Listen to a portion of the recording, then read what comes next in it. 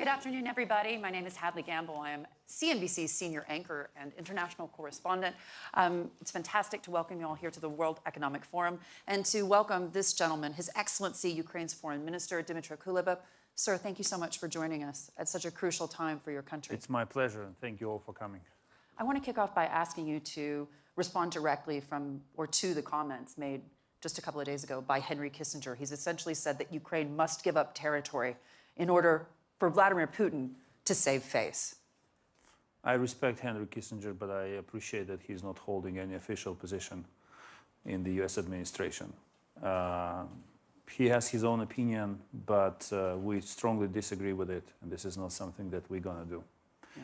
In fact, I believe that this whole line about Ukraine who has to make a concession to stop the war failed. It had failed in between the 2014 and 2022, because the policy was always, okay, we have to convince Ukraine to be constructive, to engage Russia, to make a concession, to engage Russia, and it never worked.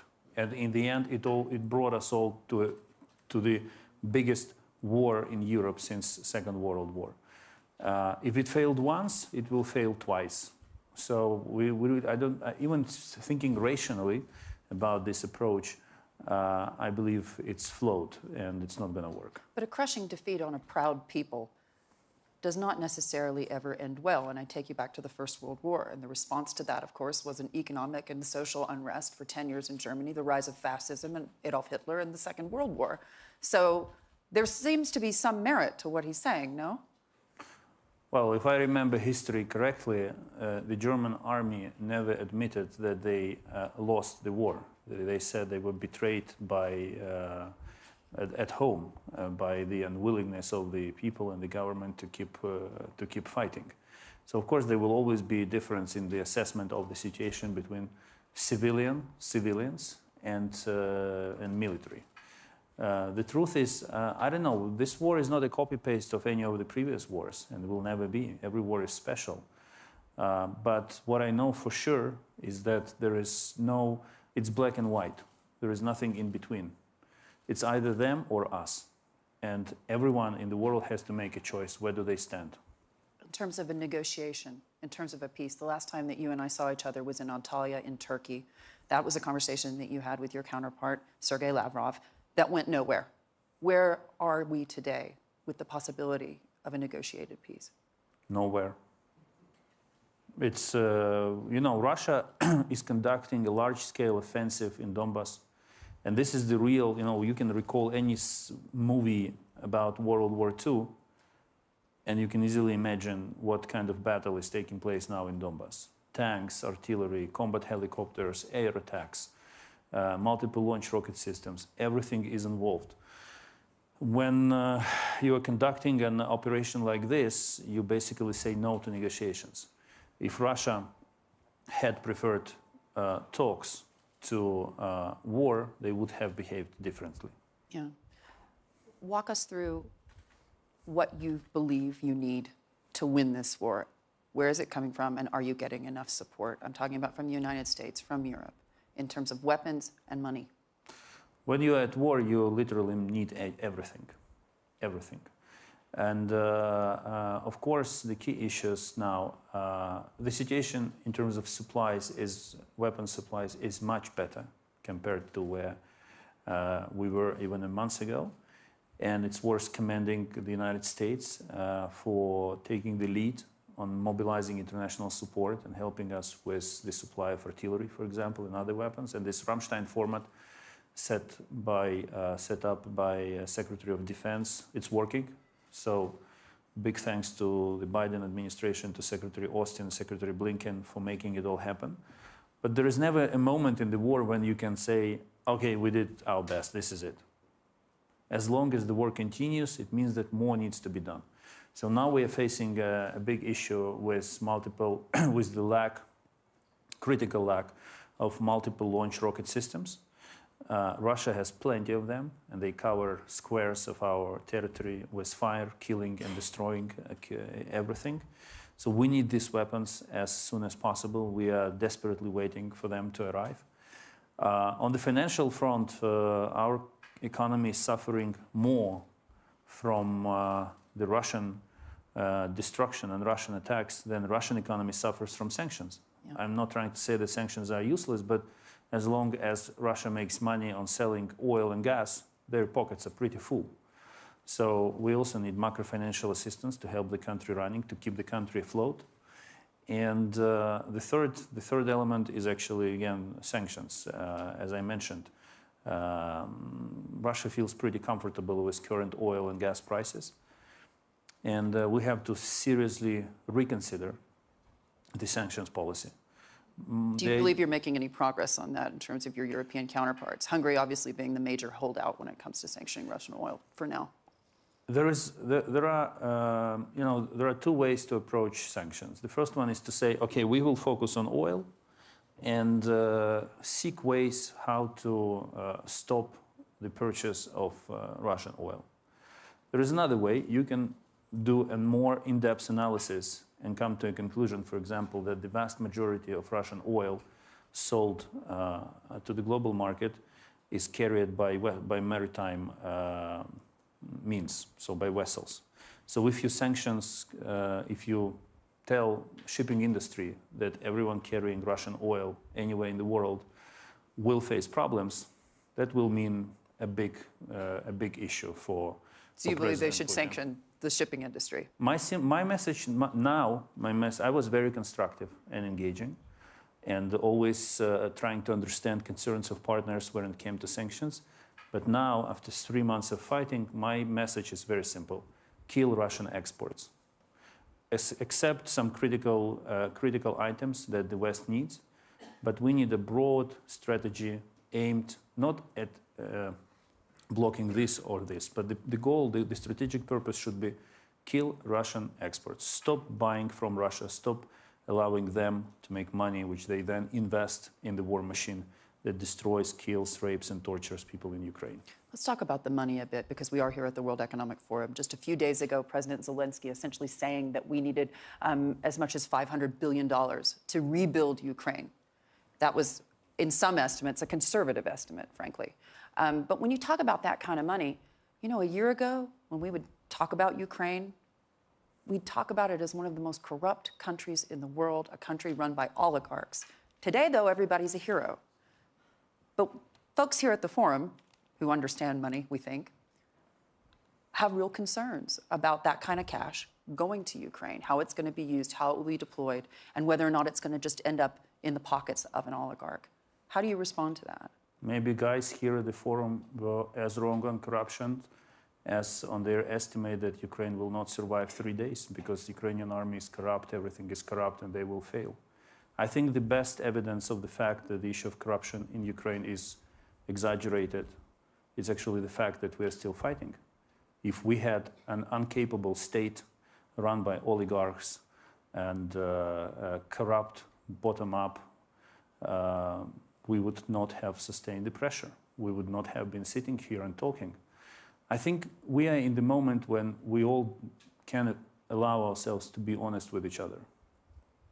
And if people are saying, wow, we underestimated you on your capacity to defend yourself, perhaps the same people have to reconsider their stance on the scale and the threat of corruption in Ukraine.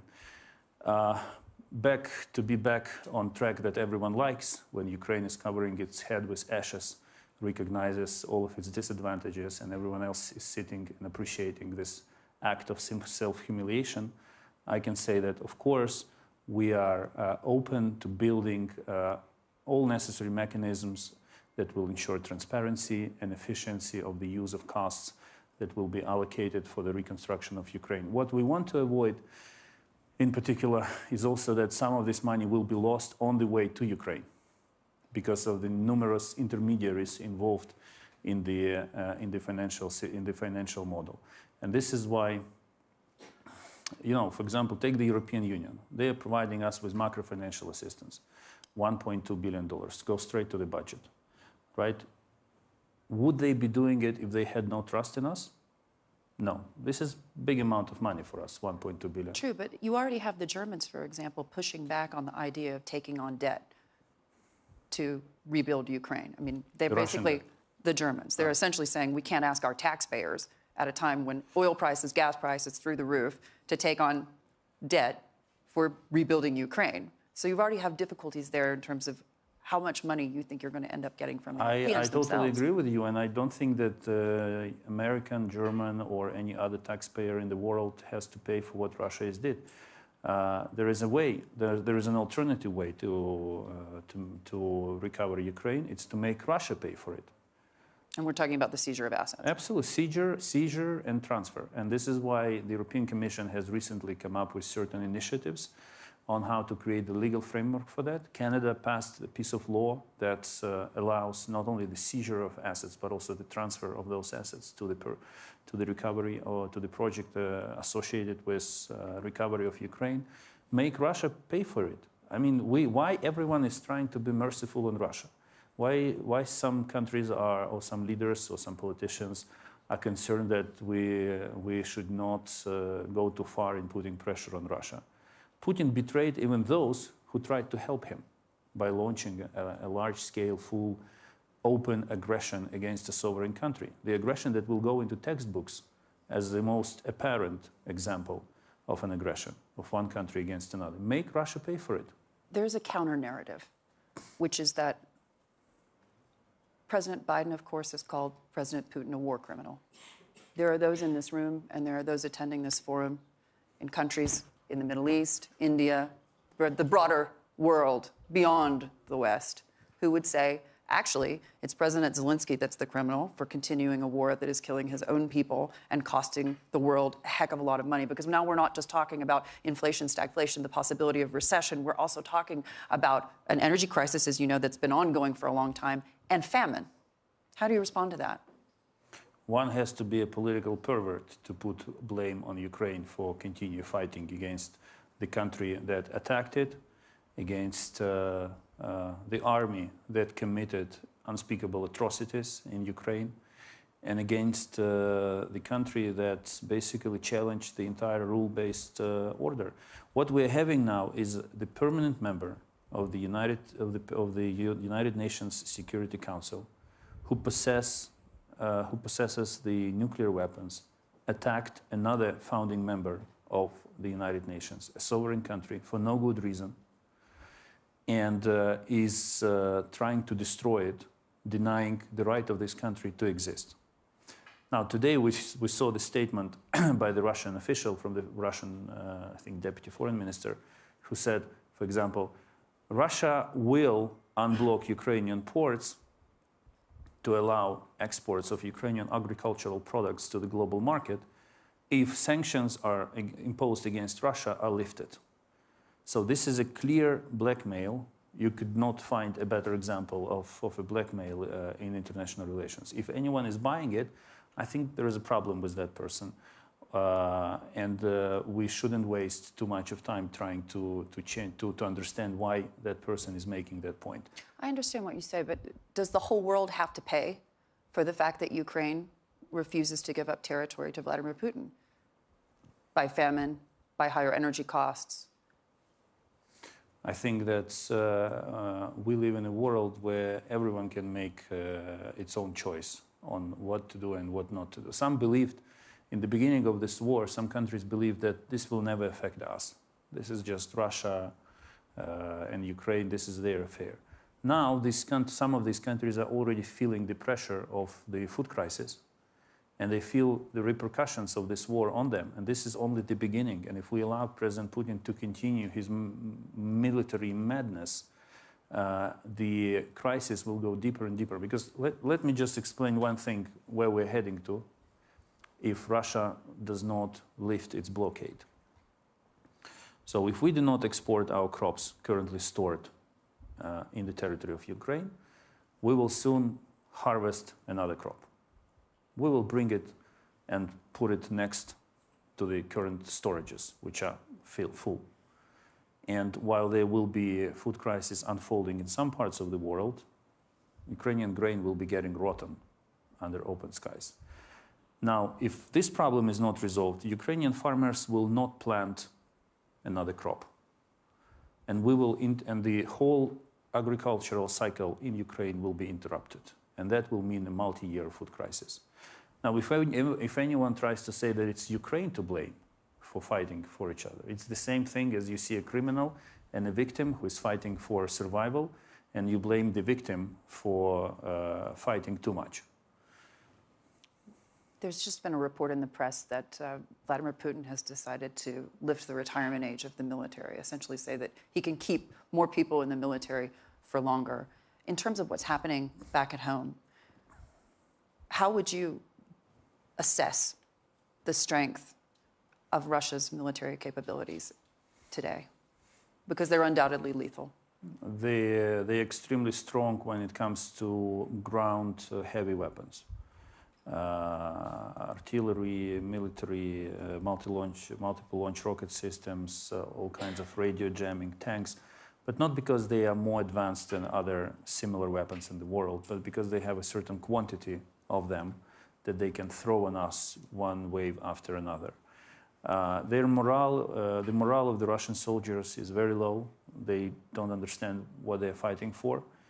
But if you imagine like a trench with Ukrainian soldiers who hold the ground, one attack after another, but on the other side there are commanders who send more and more soldiers and tanks and artillery and helicopters into the battle, you cannot win if you do not get sufficient amount of heavy weapons to oppose them. One day or sooner or later they will break the line, and this is the risk.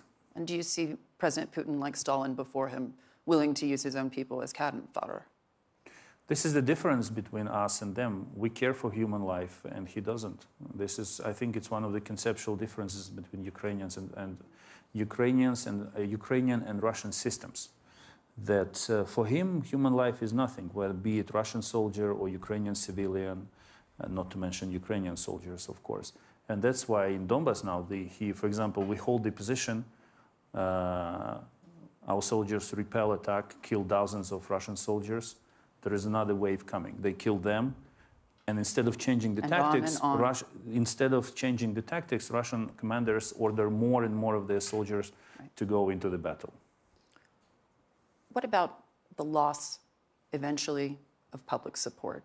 When Ukraine is not necessarily on front-page news anymore, it's not leading the news in the evenings or in the daytimes, it's not on Instagram, it's not on Twitter. You've been very, very active on social media, and that's no doubt helped your cause. But when you think about what happens next, look at Syria. I understand that we all live in a big TV show, and the situation, to a large extent, depends on what people see on television and on their social media.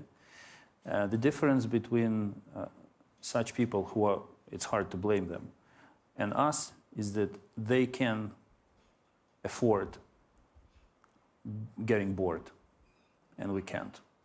So even if the entire world refocuses its attention to another catastrophe or another war or something, we will have to continue fighting, whatever it costs, whatever the cost will be, because this is the war for our existence as a nation, for our identity. And that's why, there is no gray zone in this war. It's either black or white. It's black or white, and we are the white ones. Donor fatigue. Are you already experiencing that, to a sense, when you speak to European counterparts in the U.S.? Not really. I don't see the fatigue, but some decisions take too much time to make. And we are talking about Brussels, I imagine. The price for every delayed decision, be it Brussels, Berlin, Washington, or any other capital, is the loss of life and loss of territory. So what seems to be just a decision-making process for some is real blood, tears, and sufferings for us. I must tell you that we saw since 24th of February, we saw some revolutionary decisions made in Washington. And I remember calling Secretary Blinken one day, and he said, "Dmytro, half of my day is about signing different papers related to supplying weapons to you." And I will always remember what he did and what he keeps doing. I really appreciate that. but some countries were dragging their feet on the issue of supplying us with all the necessary weapons that we simply We're talking about Germany? We simply lost time and some small pieces of our territory. Allow me to be a diplomat, to remain a diplomat at least here. But I can tell you honestly that quite often, we heard that countries are reluctant to give us certain weapons because anyway it will take too long for Ukrainian soldiers to train how to use them, and therefore this is not something urgent. And at a certain point, I said to a foreign minister of one country, and I keep saying it every time I hear this argument, that guys, it takes much less time for Ukrainian soldier to get trained on your weapons than for you to make a decision to hand over that weapon to us. So, but again, I don't want to complain. The situation now is much better compared to 1 month ago. Yeah. President Macron continues to have a dialogue with President Putin. Do you believe that's counterproductive? I believe it doesn't make a lot. Can somebody be negotiating for Ukraine without Ukraine? No one is negotiating for Ukraine without Ukraine. But I think that the European political culture is based on the principle of dialogue. And President Macron called President Putin many times before the war, and we are still where we are. So he keeps calling him and talking with him. Fine, we do not see that he's compromising us in his conversation with Putin. If he believes this helps, he can continue doing it. He runs a sovereign nation, and he does what he believes is the best. But we don't see a lot of sense in it. What about NATO today? We're talking now about Finland and about Sweden becoming a part of NATO. And President Putin again and again warned that if they were to take that decision, there would be problems, there would be repercussions. Now, Turkey's a holdout at this point, but I'm told that that's only a matter of time before they decide that Finland and Sweden can be a part of NATO. What's your take on that? Because when we first met at the end of last year, we talked about Ukraine's ambitions for NATO and for Europe. And you said if we were a part of NATO right now, we wouldn't even be having this conversation. Thank you for memorizing my words. That's really nice of you. And yes, I can say it again. I believe that Sweden and Finland understand Ukraine even better than they did, because they know now how it feels when you're trying to get to join the club, and a member of that club is like saying, I have questions. I have issues about that. But seriously, I don't think Putin has any serious leverage to prevent Finland or Sweden from becoming members of NATO. And that once again proves that the whole discourse about Ukraine not being ready to get Ukraine on board, or NATO not being ready, is not based on specific merits. It's based on the political understanding of who belongs with us and who doesn't. NATO is about to absorb a country that has many hundreds kilometers of joint border with Russia, right next to St. Petersburg. And no one is taking care of all the arguments that Putin is making about the speed of the missile and the vicinity of the NATO military base to the capital of Russia. When it comes to Ukraine, the moment you raise the issue, you immediately hear hundreds of arguments why this is impossible. Hundreds. Yes. People were saying our army is not ready. Look at our army. It's now the strongest army in Europe. I mean, among the European nations, we do not compete with the Americans for obvious reasons. NATO standards, we are fighting a war against someone who is much bigger than us, and knock on the wood, we are more successful than anyone expected. So all these technical discussions about standards, criteria, once there is a political decision that these guys belong to us, we are part of the same, everything else follows. Yeah. As long as there is no such political decision, you are hearing hundreds of arguments why this is impossible. We understand how this business works, but I believe that many in NATO lost moral and professional ground to make any comments with regard to Ukraine. Do you believe that you will ever be part of NATO? Now I'm focused on something completely different. We are now focused on winning the war.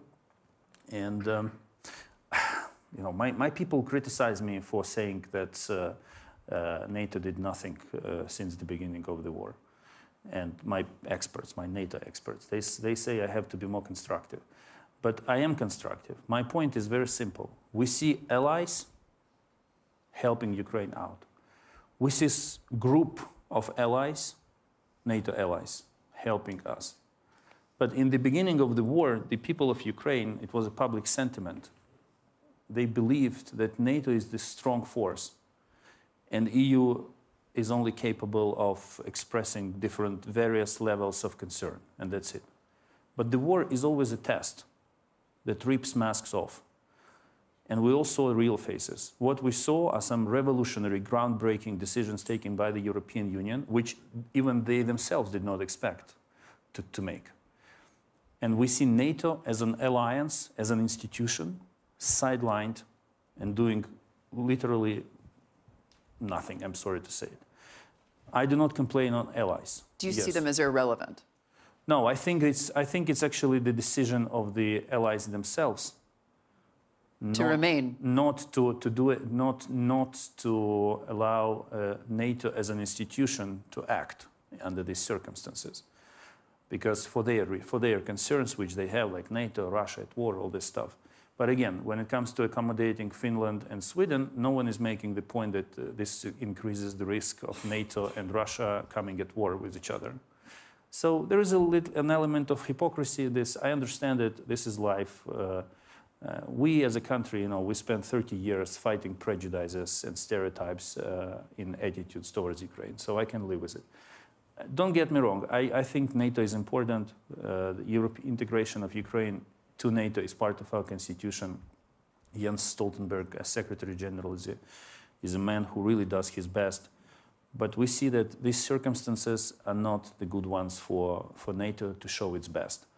And therefore, we can speak openly about the status quo. I want to ask you about oil and the OPEC Plus group. Do you believe that they have made the right decision to continue to include Russia as part of that alliance? In the first 2 months of the war, I became an expert in weapons. And I spent the last months of the war becoming an expert in oil and global oil market. So you can rival me. Excellent. No. I think you're still far ahead of me, but at least I know that if I get fired, I will find myself a job. Either selling weapons or doing helping with oil business. I think it's complicated. I think the oil thing is more complicated than people think. The issue now, in my view, is not in the amount of oil available on the market, but in the logistical capacity of the global market to restructure itself to the new reality we are facing. And I'm still trying to understand this market in all details, which will help me to come to a judgment on the position of one country or OPEC Plus as an organization. So your message to them? My message to them is very simple. If you're making extra profits because of the high prices, this is the only reason for that is because Ukraine is suffering. Because it's the war, the Russian aggression that brought this, that changed the dynamics. But to be honest, we were in an energy crisis long before the war. Second, work with Europe to help them overcome current difficulties with oil and then gas. Because I think one of the lessons that Europe learned since 24th of February is that Russia uses oil and gas as a weapon. For many decades, Russia's strategy was to convince everyone in Europe that they are reliable suppliers. This is not the case anymore, and I think that the Europeans realize that they cannot trust Russia and they want to diversify. So it's really important to help for other countries who belong to OPEC, except Russia, of course, to help Europe restructure its energy balance and solve at least some of the issues that are solvable. That's what I would want them to focus. This situation now is ridiculous because what is happening is the following. Europe is allocating huge amount of money to help Ukraine. On a parallel track, they pay even more to Russia for gas and oil. Russia is investing this money into its war machine. This war machine inflicts more damage on Ukraine, and the Europeans are allocating even more money to mitigate the consequences of this war. So it's a vicious circle that has to be broken. Is there a point when you believe that Ukraine will start exporting its own energy? And I'm talking about electricity, because I understand that that's tied up in the parliament at this point. Yes, this is one of the good things happening. There are very few good things happening in Ukrainian economy, I have to be frank with you.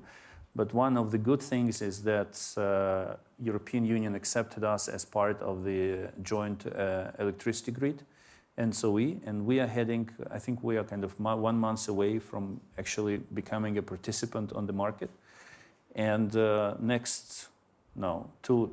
in 2 weeks, we will be, for example, in 2 weeks, I will be seeing foreign ministers of some European countries with whom we will be discussing the export of Ukrainian electricity to the EU market. Because we make EU electricity grid more sustainable. And this is something that really makes it a win-win situation for both Ukraine and the European Union. And then when it comes to exports, I don't think we will ever become exporters of gas, not to mention oil, because we produce gas but not oil in sufficient quantities.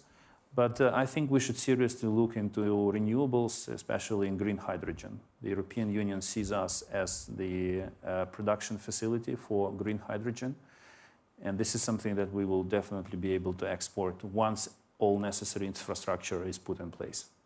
Your Excellency, before I let you go, at the conclusion of most of our interviews, and I think we've spoken about 4 times prior to the invasion and since then, I often will ask you, do you believe that this is a war that you can win? And you've consistently told me, not only will we win, but we must win. What's your assessment today of how long President Putin can keep this up? Because wars are expensive, his military not doing that well, although, as you say, he continues to just throw people into the cannon's mouth. But there are economic and social, and frankly, even bigger than that, world consequences to what he's doing. This war is a war of sustainability. Putin believes that we will collapse before he does. I mean, we as a country. So we cannot allow thinking about timelines. No, this is definitely, again, not the case because, as I said, this is the war for our existence and for our identity. It's not just an economic conflict over a piece of land or a source of revenue. This is a war for identity. This is the war between Russia as a state and the people of Ukraine. And I think it's impossible to win a war against the people. No end in sight? One of my favorite sayings is that if you see the light in the end of the tunnel, make sure it's not a light from an incoming train. So there is always something in the sight, but I'm not sure whether it's the end or the incoming train. Your Excellency, thank you so much for giving us your time. Thank you.